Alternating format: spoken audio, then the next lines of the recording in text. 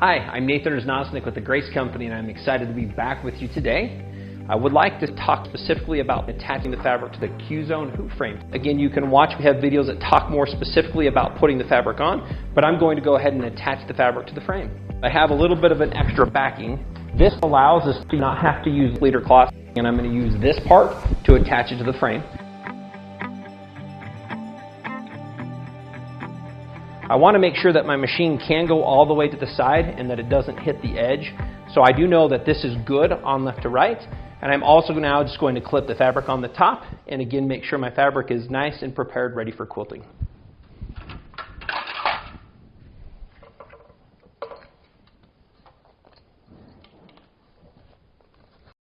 Once I've clipped this, I'm just going to create a little bit of tension by simply rotating these a little bit. Create a nice little bit of tension on that. Put my side clamp on, and we're ready now to start quilting and walk through how we move from one zone to another. I do want to point out the workspace that I'm going to have with my sewing machine. One thing I like to do is just take a piece of thread. I'm going to pull my machine to the front, and you actually see I got that pretty good. I'm going to move down here to the side. I'm going to put that across so this gives me the visual break so that I know when I'm getting close. And so this gives me my workspace. Okay, here we are. We're going to go ahead and move to a new zone. I'm going to remove my clips and simply adjust by pulling my fabric across the surface. And I would want to lift up my machine's foot so there's no pressure here. I do want to make sure that my thread has been trimmed. I did do a couple back and forth tie-offs in order to make it so that I won't have to worry about that coming unthreaded. So again, I'm just going to go ahead, pull off our clips. Some people will stand up to do this as well. I'm going to just stay seated. You can see how this process works even from a sitting position. I'm loosening the clamps from the throat of the machine here, so I'm going to pull those off. I did have one side tension clamp. I'm going to go ahead and pull this off. I'm simply going to just pull this across. And you'll notice it's not very difficult. It glides very easily. I do want to make sure that in my next zone that my machine can get all the way to the end so that I can finish this off. I'm going to go ahead and reclamp this back on. There is no right. You can start left or right or center. And I'm going to go to the middle here. You might wonder, how do I know where it is? If I actually put my hands on the frame, I can feel these bungees. I can actually feel those. I'm just simply putting my hands on here and I can feel that I have a bungee right here. So I'm going to attach that. We're going to come over here and we will then attach this edge so that it's on there.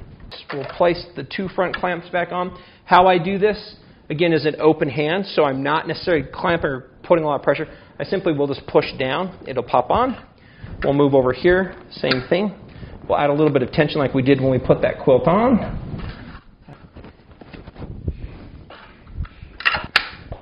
We're going to go ahead and I'm going to take our bungee to bring this into the edge. This actually slides right over the top of that, and then that's one of the things that keeps it here. Add a little bit of tension. There's my side tension. We can use two. We do have two for either side. The last thing I'm going to do before I am ready to begin quilting again is I am going to quickly note and try to find out how much space I have. Last time I just simply grabbed a piece of thread in order to hold that across the frame. So I'm going to bring my machine out. I want to put this just a little bit in front of that, and I'll just kind of come down here to my left. We'll do a check. I think we're good. Go ahead and get my clamps back on. Again, wind this up. You'll see as this gets larger, as we get down a couple more rows, this will build up, and I'll talk about how we can continue to quilt with more space by keeping the fabric up on top of the rail.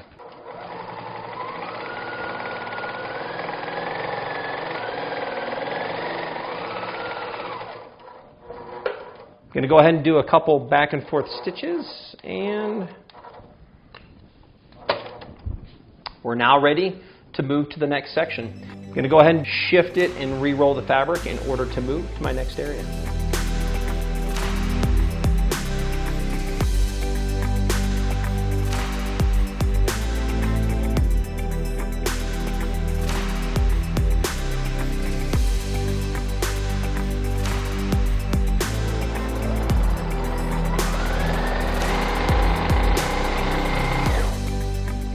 Now, it looks like I'm getting close to the end.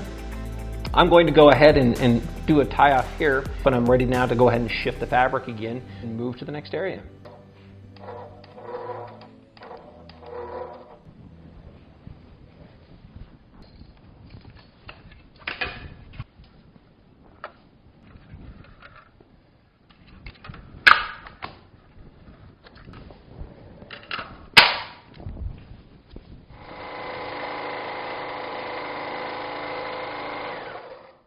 As we get down to the end, I'm going to be finishing part of this last row, and we're going to move here to the very end one.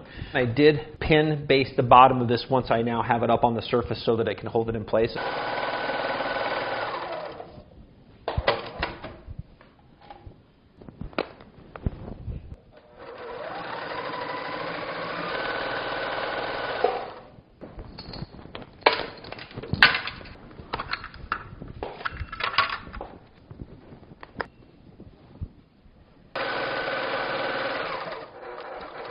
We did work through the entire quilt. The fabric was wider than the frame, whether it be a small throw, whether it be a queen, whether it be a king. This frame allows you to take that across the entire surface, regardless of your machine. Again, this allows you to take that domestic machine and convert it into a quilting system. I always say right now, eliminate the struggle with the fabric, and that is the biggest and the best thing that this Q-Zone hoop frame does, and it does it all in about a 4.5 foot space. If this has been of any value to you, give us a like, share it with others. With other questions, feel free to call our 800 number, 1-800-264-0644. Again, feel free to give us a call so we can help assist you.